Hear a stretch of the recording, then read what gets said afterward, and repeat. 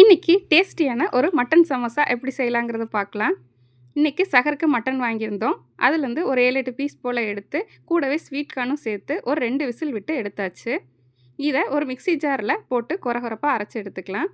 இப்போ ஒரு பேனில் 2 டீஸ்பூன் எண்ணெய் சேர்த்துட்டு அது கூட 2 பல்லாரி வெங்காயம், 1/2 டீஸ்பூன் உப்பு, 1 டீஸ்பூன் மிளகாய்த்தூள், 1 டீஸ்பூன் சிக்கன் மசாலா தூள், கூடவே 1 டீஸ்பூன் இஞ்சி பூண்டு பேஸ்ட்டு சேர்த்து இதை நல்லா வதக்கிக்கலாம்.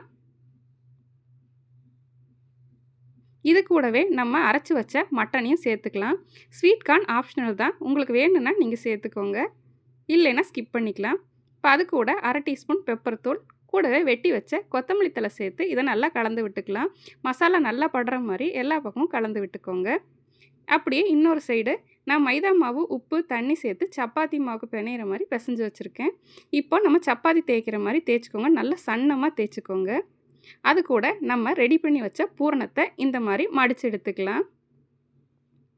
இந்த மாதிரி எல்லா சமோசாவையும் நம்ம ரெடி பண்ணி எடுத்துக்கலாம். எண்ணெயை நல்லா ஹீட் பண்ணிவிட்டு ரெடி பண்ண சமோசாவை ஒன்றொன்னா இப்படி போட்டுடலாம். கலர் சேஞ்ச் ஆகிற வரைக்கும் இதை நம்ம நல்லா பொரிச்சு எடுத்துக்கலாம்.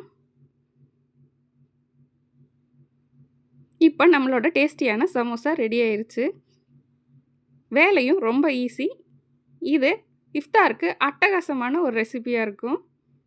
நீங்களும் இதே மாதிரி ட்ரை பண்ணி பாருங்கள். தேங்க்ஸ் ஃபார் வாட்சிங்.